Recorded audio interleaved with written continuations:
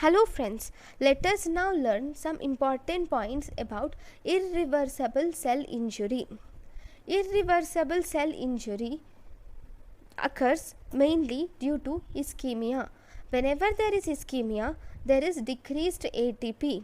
This decreased ATP causes mitochondrial dysfunction, which will cause decreased phospholipid synthesis, because phospholipids are synthesized in the mitochondria, but because of mitochondrial dysfunction there is decreased phospholipid synthesis. Second process is there is increased cytosolic calcium increases, and there is increased calcium uptake in mitochondria. Now whenever there is increased calcium uptake in mitochondria, this will result in two things. One, it causes phospholipase activation. So this phospholipase will decrease the phospholipids.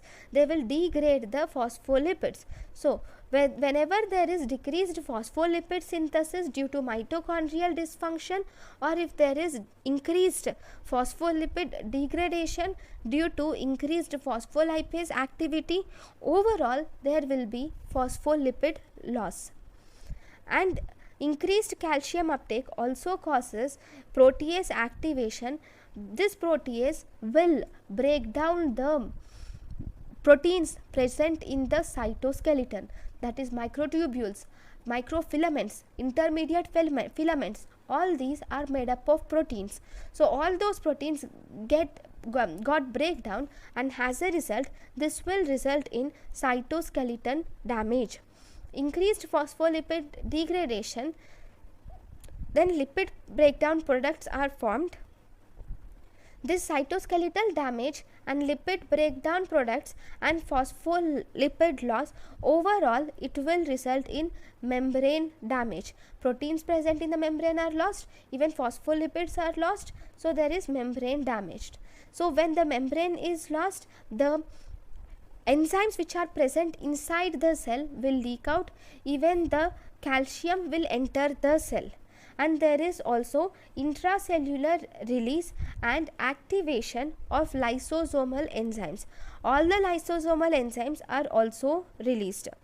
Now if there is release of lysosomal enzymes, this will result in nuclear changes, which include, first there will be pycnosis, then there will be karyorrhexis, which is nuclear fragmentation, and karyolysis, which is breakdown of cells are seen.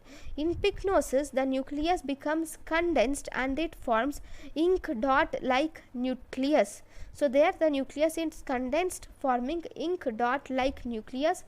In karyorrhexis, the nucleus becomes fragmented to form small fragments, that is karyorrhexis, nuclear fragmentation, whereas karyolysis is breakdown of nucleus is seen.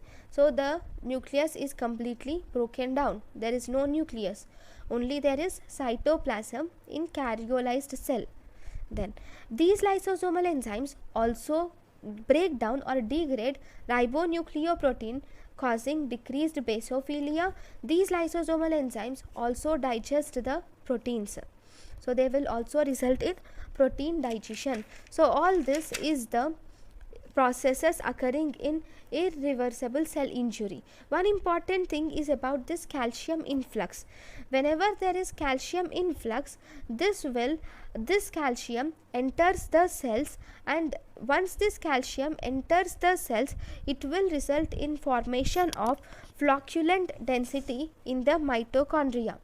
It will result in formation of flocculent density in the mitochondria, which is very important. So these are the changes that can occur in irreversible cell injury. So irreversible cell injury can be either necrosis or apoptosis, which we are going to learn in the next class. Thank you for watching.